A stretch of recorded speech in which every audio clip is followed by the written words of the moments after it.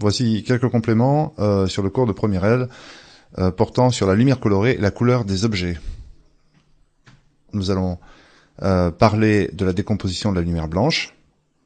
Donc un prisme, comme ceci, peut décomposer une lumière blanche de manière à obtenir les couleurs de l'arc-en-ciel qui sont contenues dans cette lumière.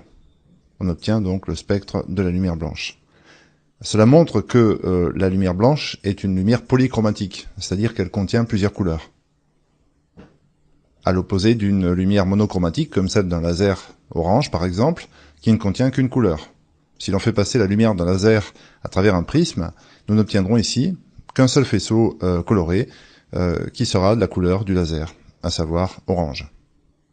Si l'on peut décomposer la lumière blanche en de multiples couleurs, on peut aussi effectuer l'opération inverse, à savoir, à partir de ce que l'on appelle un disque de Newton, sur lequel sont affichées plusieurs couleurs, ici les couleurs de l'arc-en-ciel, et bien si l'on fait tourner ce disque assez vite, on obtient l'impression d'une couleur, en tout cas d'une lumière blanche. C'est-à-dire qu'on peut sommer les couleurs pour retrouver la lumière blanche en faisant tourner un disque de ce type.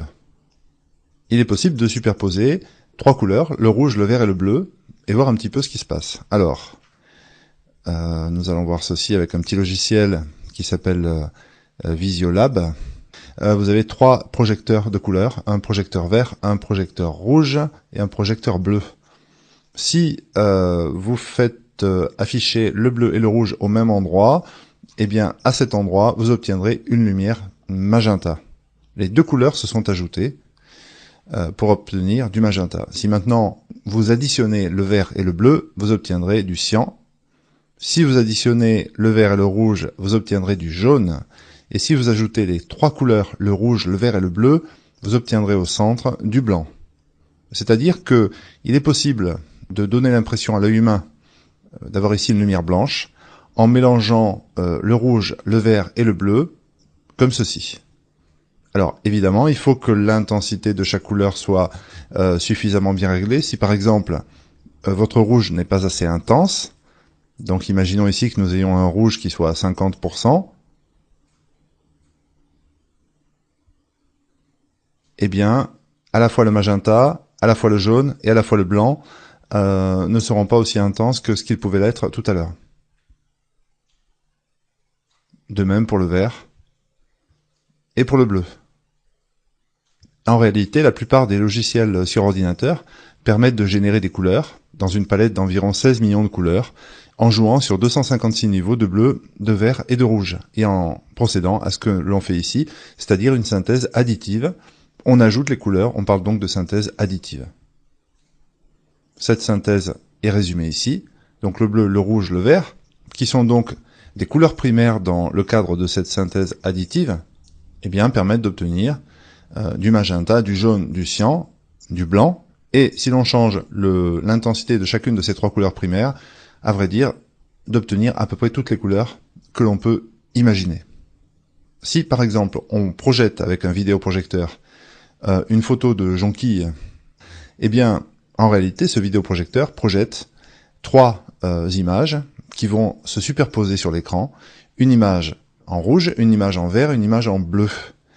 Et l'intensité du bleu, du vert et du rouge, eh bien, n'est pas la même suivant les endroits de l'image. Par exemple, ici, vous voyez que vous avez très peu de bleu ici. Par contre, vous avez du vert et vous avez du rouge.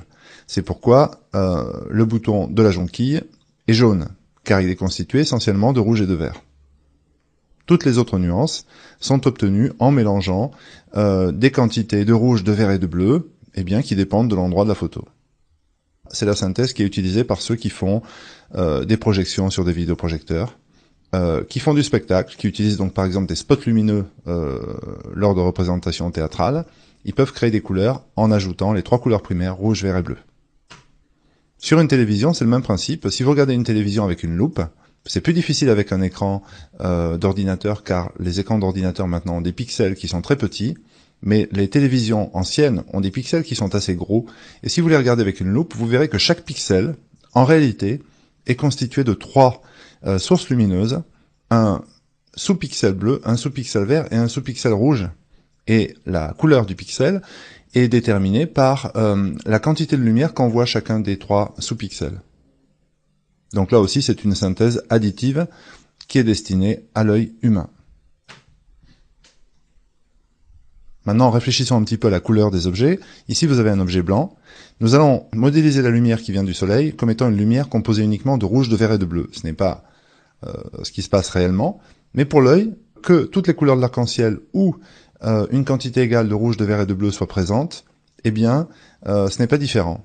Donc nous considérons que le rouge, le vert et le bleu arrivent sur l'objet, et l'objet est vu blanc par l'œil humain. Pourquoi? Eh bien parce que l'objet renvoie toutes les couleurs. Il renvoie toutes les couleurs qu'il a reçues. On peut aussi dire qu'il les diffuse. Diffuser au sens de renvoyer vers l'œil. Si vous avez un objet gris, eh bien toutes ces couleurs, le rouge, le vert et le bleu, sont diffusées par l'objet, mais l'objet en absorbe une certaine partie. Alors, il l'absorbe sous quelle forme? Eh bien, il l'absorbe pour la convertir en chaleur, c'est-à-dire que l'objet gris va chauffer peu à peu parce que une partie de la lumière qu'il a reçue est convertie en chaleur. Et l'objet noir, lui, eh bien, ne renvoie rien, c'est pour ça qu'il est noir, il absorbe toutes les couleurs, et donc c'est lui dont la température va augmenter le plus vite. C'est pour ça que si vous portez des habits noirs en été, eh bien vous aurez beaucoup plus chaud, et on vous conseille plutôt de porter des habits clairs. Alors, les choses se compliquent un peu si par exemple vous prenez un objet magenta. Un objet magenta apparaît magenta. Pourquoi? Eh bien parce que il renvoie du magenta vers l'œil. Or, le magenta, nous l'avons vu, est un mélange de rouge et de bleu.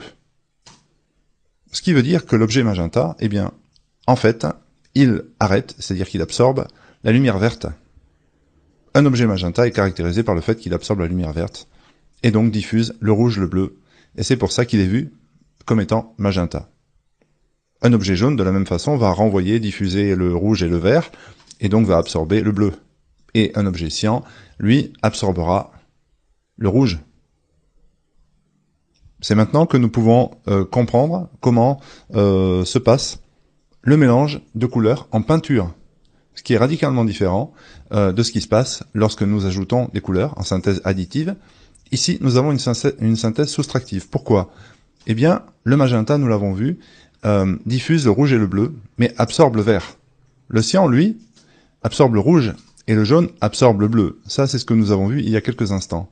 Si maintenant nous mélangeons du magenta et du cyan, donc de la gouache par exemple, de la peinture magenta avec de la peinture cyan, eh bien, le mélange des deux peintures va à la fois absorber le vert et absorber le rouge.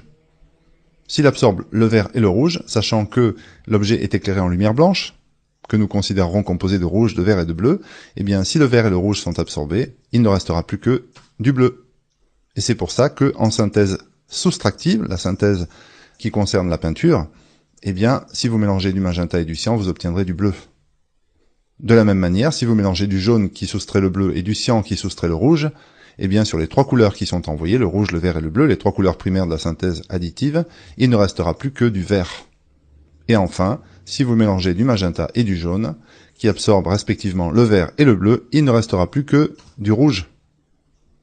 Ainsi, vous vous rendez compte que le magenta, le cyan et le jaune, lorsqu'ils sont mélangés en peinture, vous permettent de retrouver le rouge, le vert et le bleu.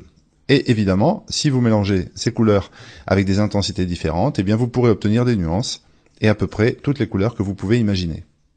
Mais ici, au centre, si vous mélangez les 3 couleurs, théoriquement, vous obtenez du noir. Ce qui n'est pas toujours le cas, parce que la peinture n'est pas forcément assez absorbante, et on obtient plutôt du gris foncé. Mais c'est pour ça, en tout cas, que les imprimantes fonctionnent avec des cartouches magenta, cyan et jaune, et une cartouche noire supplémentaire, parce qu'elles fonctionnent en synthèse soustractive. Donc si nous résumons, nous avons d'une part la synthèse que l'on appelle additive, qui concerne les projecteurs vidéo, qui concerne la télévision, qui concerne l'ordinateur d'une manière générale, et puis la synthèse soustractive qui concerne l'impression papier, par exemple celle des imprimantes, mais aussi la peinture en général. Donc ne pas confondre la synthèse additive où les couleurs primaires sont rouge, bleu, vert, et la synthèse soustractive où les couleurs primaires sont jaune, magenta et cyan.